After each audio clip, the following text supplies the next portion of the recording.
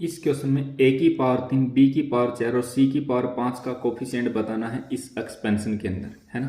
तो सोल्व करते हैं इस क्वेश्चन को। कंसेप्ट पिछले क्वेश्चन वाला है। अगर आपने पिछला क्वेश्चन नहीं देखा तो एक बार उस क्वेश्चन को देखिए, फिर ये क्वेश्चन आपको बड़े आसानी से समझ में आ जाएगा।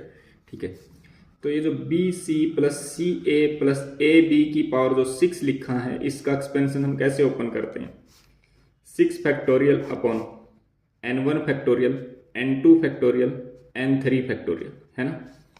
बी सी की पावर n1, सी ए की पावर n2 और ए बी की पावर n3, है ना। ठीक है, अब ये जो n1 plus n2 plus n3 है, n1 plus n2 plus n3, इसका सम क्या होना चाहिए। इसका सम 6 के बराबर होना चाहिए, एक कंडीशन। दूसरी कंडीशन क्या है, इन तीनों की वैल्यू ज़्यादा से ज़्यादा 6 हो सकती है, कम से कम 0। अब इसी चीज़ को मैं ऐसे भी लिख सकता हूँ, 6 factorial upon n factorial, n1 factorial, n2 factorial, n3 factorial, है ना। a की पावर कितना हो जाएगा, a की power n2 plus n3, n2 plus n3, b की power n1 plus n3, n1 plus n3, c की पावर n2 प्लस n1 यानी कि n1 प्लस n2। अपने को कोफिशिएंट किसका बताना है, अपने को कोफिशिएंट बताना है इसका, है ना।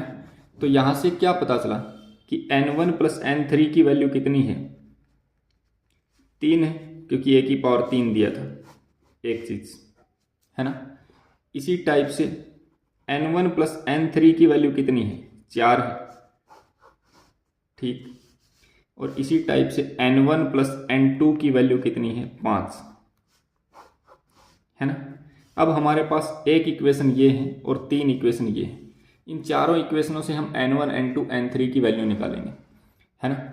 ये जब n1 प्लस n3 की वैल्यू इसमें पुट कर देंगे, n1 और n3 की वैल्यू जब इसमें जब ये n1 प्लस n3 इसमें 3 पुट कर देंगे तो n2 की वैल्यू कितनी आ जाएगी, 6 माइनस 3 आ जाएगी, है ना।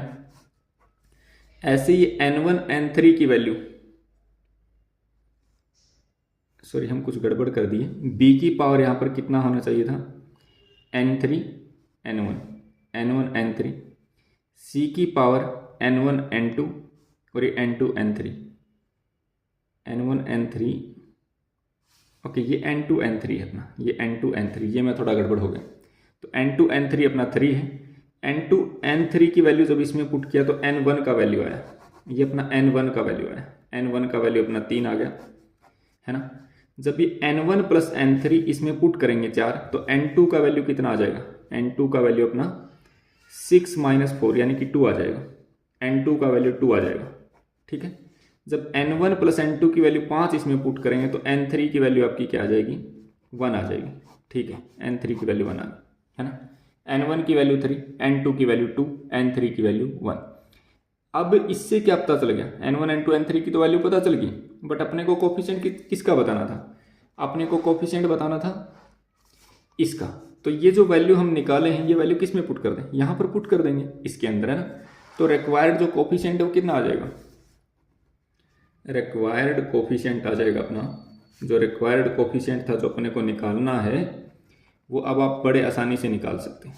क्या आ जाएगा, 6 फैक्टोरियल अपन में n1 फैक्टोरियल था, n1 की वैल्यू 3 तो यानी कि 3 फैक्टोरियल, n2 की वैल्यू 2 तो 2 फैक्टोरियल, n1 की वैल्यू 1 तो यानी कि 1 फैक्टोरियल। सोल्व कर दो, 6 into 5 into 4 into 3 into 2 into 1 divide में 3 इंटू 2 इंटू 1 और इंटू में 2 इंटू में 1, तो 3 इंटू 2 इंटू 1 ये सब कैंसिल हो गया, 2 2 जा 4, 6 5 जा 30, 32 जा 60, यानी कि जो रिक्वायर्ड कोफिशिएंट है वो आपका कितना है, 60 है।